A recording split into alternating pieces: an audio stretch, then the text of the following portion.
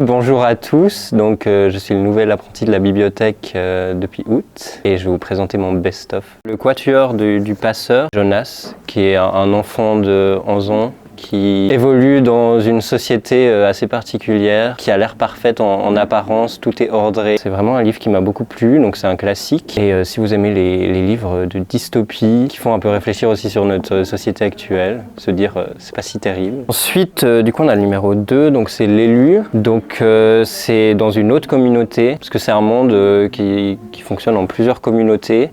Et donc c'est une communauté qui, elle, n'est pas du tout parfaite parce qu'ils excluent les personnes handicapées et dès qu'il y a un problème, en fait, ils essayent même de les tuer. Ensuite Kira qui est cette femme sur la couverture qui du coup a une jambe qui fonctionne pas très bien, donc tout le monde aimerait l'exclure du village, sauf que le gouvernement du village décide de la garder parce qu'elle a un don pour la broderie et elle a comme mission de broder en fait l'histoire de l'humanité. La broderie, ça me touche pas forcément comme ça, mais en lisant la façon dont ils en parlent, ils parlent des fils qui dansent et tout, la science un peu des couleurs et tout ça, c'était vraiment passionnant. Fahrenheit 451, qui est un autre classique que vraiment j'ai adoré, je pense que c'est un des meilleurs livres que j'ai lu de ma vie. Donc on suit un personnage qui s'appelle Montag, qui est dans une société où en fait on brûle les livres, parce qu'on veut que les personnes arrêtent de penser et qu'elles soient simplement heureuses en étant bourrées de divertissement.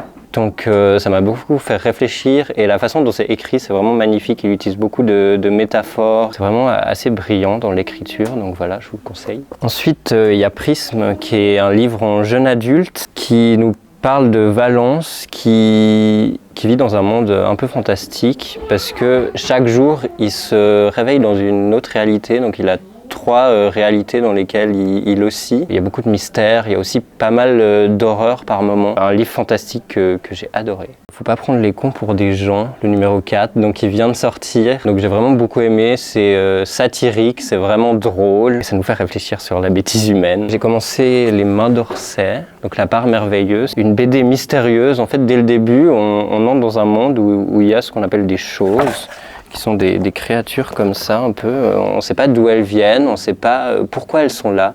Et les humains, ils ont appris à vivre avec. Les dessins sont vraiment magnifiques. Beaucoup de couleurs, c'est hyper créatif. Donc j'ai vraiment adoré. Merci de m'avoir écouté, j'espère que ces conseils vous ont plu. Et je vous souhaite tout de bon pour la suite.